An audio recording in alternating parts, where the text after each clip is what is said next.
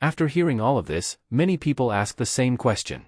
If manifestation is about identity, if it's about state, if it's about thinking from the desire instead of thinking of it, then what does that actually look like in real life? What am I supposed to do differently? How do I know if I'm living from the state? These are good questions. Because understanding a concept and applying it are two very different things. So in this video, let's make it practical. The first thing to understand is that living from the state is not acting. It is not pretending. It is not walking around telling everyone you're a millionaire when your bank account says otherwise. It is not forcing yourself to be positive all day. Living from the state is much simpler than that. It is asking, if this were already true, how would I naturally experience this moment? Notice the word naturally. Not perfectly. Naturally. Let's take money as an example.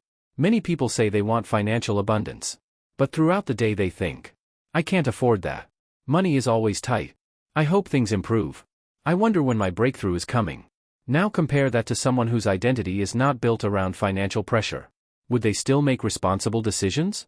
Of course. But their internal conversation would be different. They wouldn't constantly rehearse lack. They wouldn't spend all day mentally confirming struggle. They would naturally assume that things are working out. That opportunities exist. That money is not constantly disappearing. The shift is internal before it is external.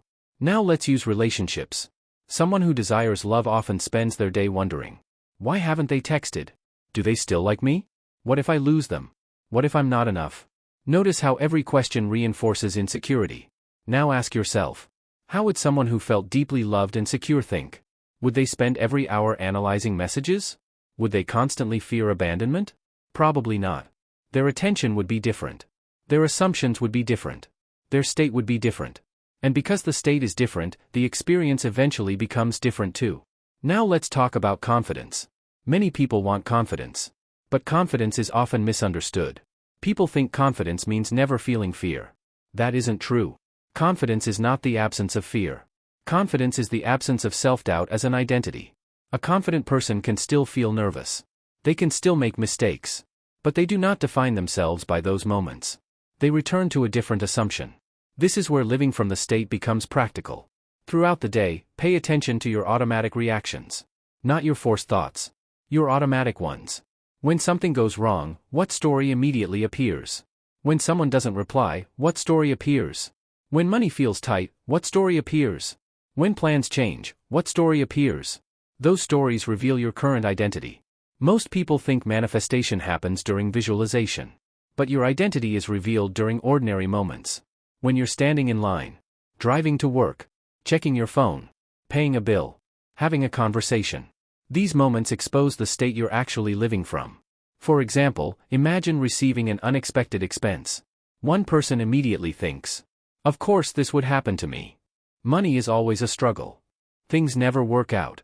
Another person sees the same expense and thinks, annoying. But I'll handle it. Same circumstance. Different state. Different identity. Different future. This is why Neville focused so much on assumption. Because assumptions are usually invisible. You don't notice them. They feel normal. They feel obvious. They feel true. But they are quietly shaping your experience every day. So here is a simple exercise. For the next week, stop trying to manifest anything. Instead, observe yourself. Notice your reactions. Notice your assumptions. Notice the stories you repeat. Notice the identity hidden inside those stories. Because awareness comes before change. You cannot change a state you cannot see. Then, when you catch an old pattern, don't fight it. Don't judge it. Don't panic. Simply ask, if I were already the version of myself I want to be, how would I view this situation? Not how would I pretend. Not how would I perform. How would I genuinely view it? Then gently return to that perspective. Again and again. Notice that this process is very different from forcing positive thoughts. You are not trying to convince yourself. You are training familiarity.